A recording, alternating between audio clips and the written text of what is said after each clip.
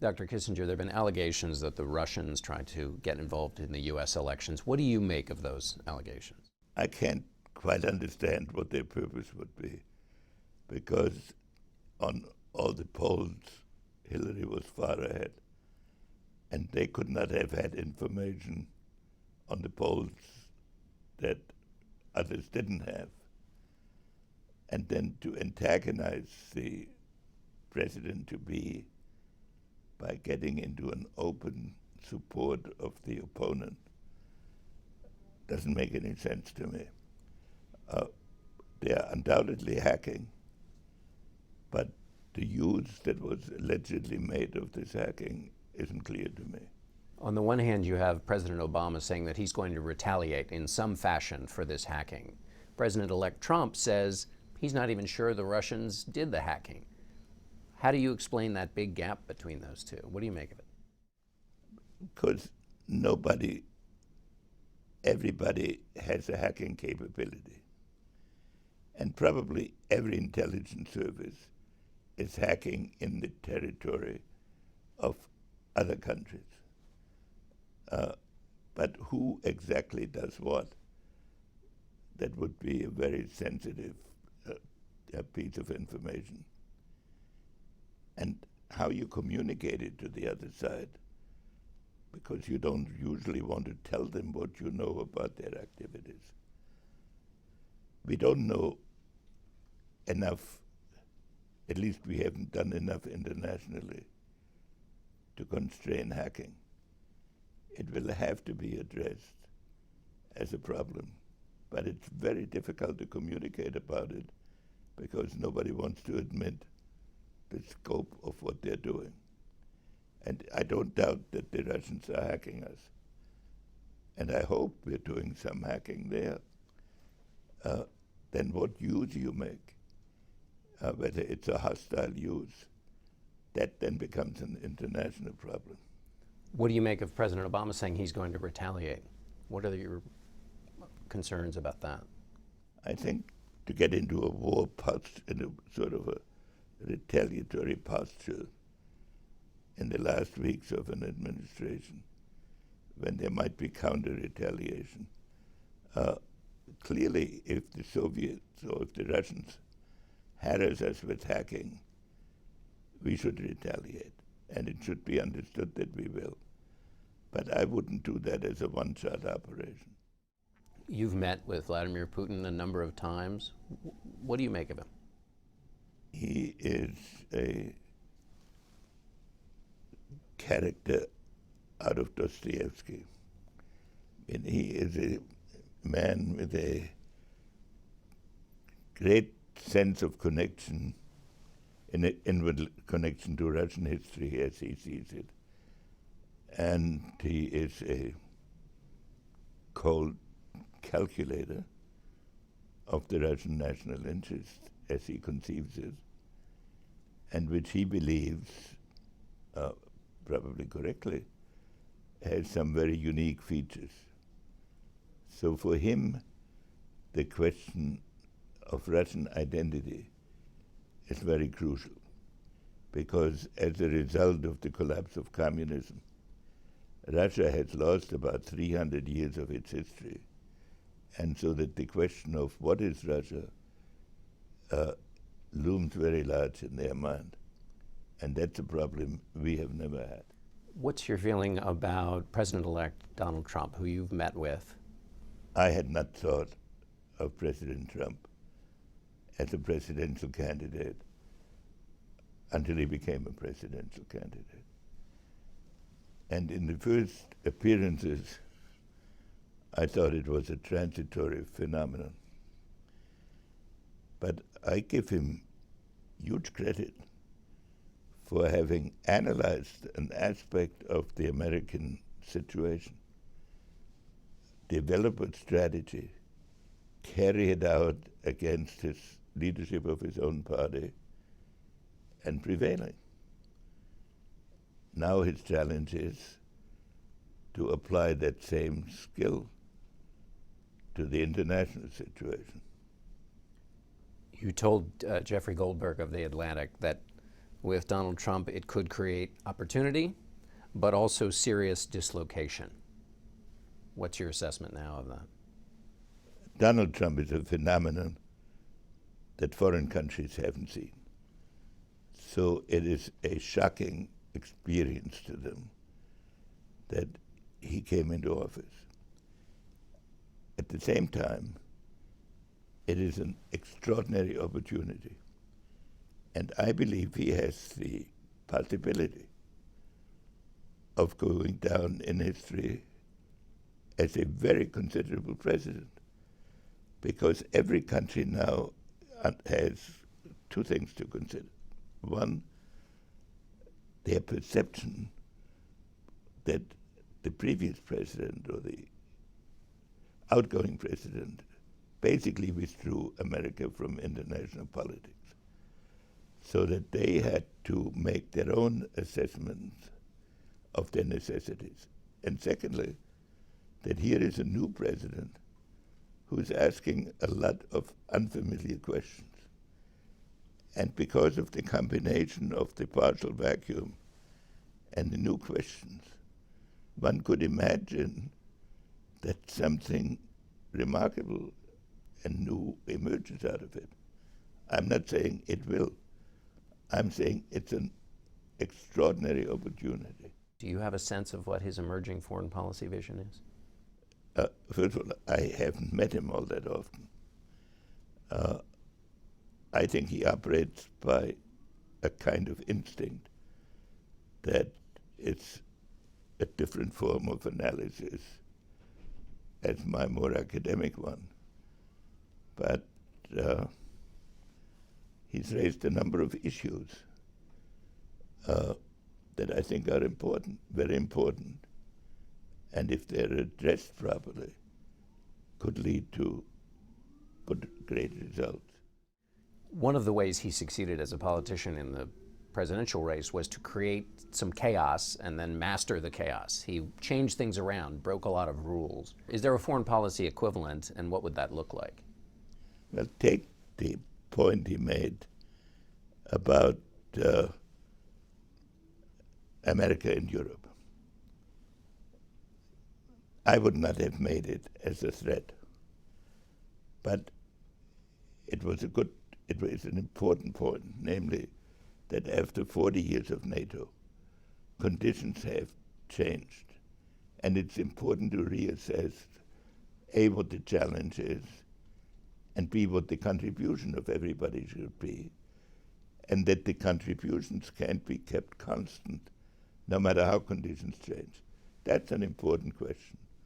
And in many ways, it's the key question, because I would argue that the disappearance of Europe as a strategic player is one of the big holes in the international system.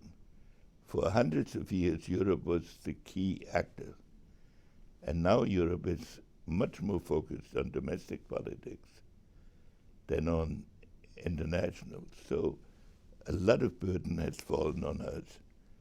And the redistribution of that is a very important issue. Donald Trump seems to have a less confrontational view about Russia. How do you look at that? Well, the first question is, what are we trying to achieve with Russia? What is our purpose? There has been a tendency to think of Russia as if it were a potential NATO country, and that it should be like other NATO countries, democratic. But Russia has had a totally different history. When we had the Enlightenment in the West, Moscow was under Mongolian domination. So much of Russian history has been a fight against a hostile environment that came from all directions. So, and now they have had a huge upheaval of losing much of their position in Central and Western Europe. So the challenge is whether it is possible to have a relationship with Russia in which we recognize their special characteristics but they also understand our necessities. We should not be in permanent confrontation with them, and they should permit countries on their borders to have an autonomous existence. But it's a relationship in which we should respect their own individual character. And I believe it's possible. But we shouldn't deal with it in a mechanical way of putting every territory that is abandoned into military arrangements. You said also to Jeffrey Goldberg that non-state groups, meaning terrorists, may make the assessment that Trump will react to a terror attack in a way that suits their purposes. What did that mean? Well, it's conceivable that some terrorist groups conclude that some of the muscular language of Trump would be translated into immediate reactions to provocations of a scope that they could then use to undermine the American position. But I think if they tested Trump that way, it would be a very unwise course. Were you worried about him overreacting, though? The administration isn't in office yet, and the actions of an administration don't just depend on a campaign rhetoric. They depend on the interplay of the various elements in the administration. And I don't mind, in some situations it's desirable to have a reputation of not being very pushable. China, a country you know so much about. First, Donald Trump has been, he's talked about calling them a currency manipulator immediately. He's talked about being very tough on China. Do you think he will maintain that posture from the campaign, or what will he learn about China as he comes into dealing with it? Well, I hope he wouldn't maintain the posture during the campaign, literally. China is a country with thousands of years of continuous history, and they have withstood a lot of experiences in that period. I believe they're now at a point where they are undergoing major domestic reforms, and where they believe that a period of prolonged coexistence with the United States is in their national interest. I believe it's also in our national interest, because the interaction of these two societies around the world means that every country would have to choose, and this is the structure out of which the First World War developed.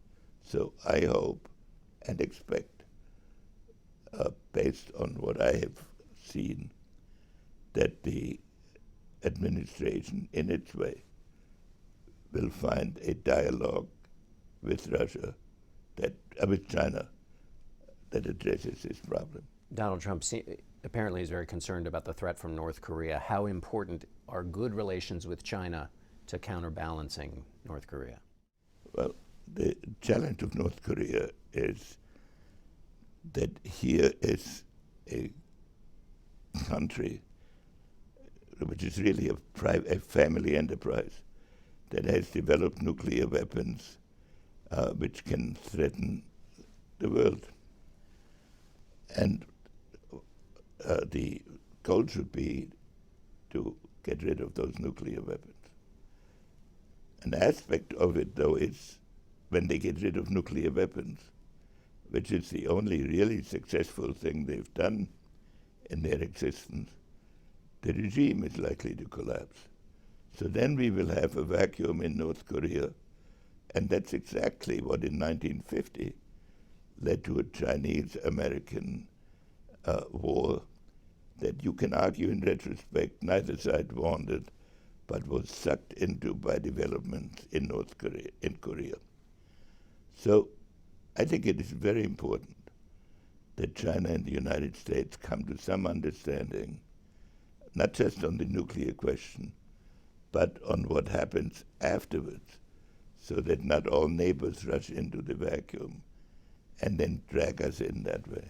You've talked about extreme nationalism taking over in different pockets of the world. Do you see it happening in America too? I think in many parts of the world, nationalism begins to substitute for other ideologies. And there are symptoms of it in America. There are stronger symptoms of it, of course, in many other parts of the world. You've advised presidents. One of the things that voters have said about Donald Trump, since he has no government experience, is that he'll be able to surround himself with good advisors. Is that really possible? Or how much does a president need to have certain skills of theirs that they just can't get from advisors? Or can it all be done with advisors? A president has to have some core convictions. He can't get those from advisors. But he also cannot possibly know everything. And it's in the nature of the presidency that most of the people you meet want something. So to get objective advice is hard, but essential. But that depends very much on the personality of the president. What advice would you give incoming President Trump about advisors, about being the president in these times?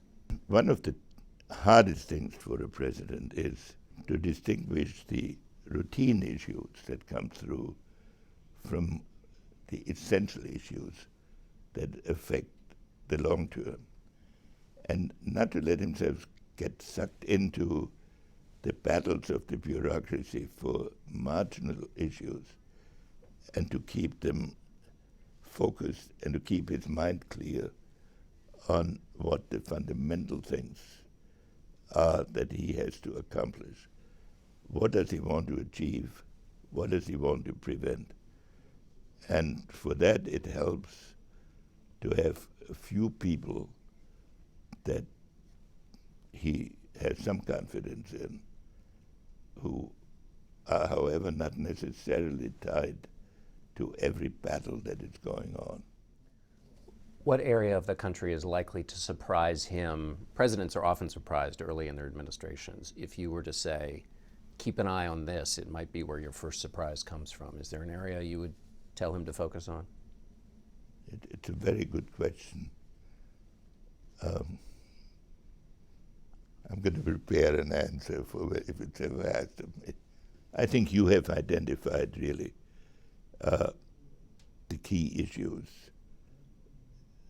that are likely to arise. Dr. Kissinger, thank you so much. Great pleasure.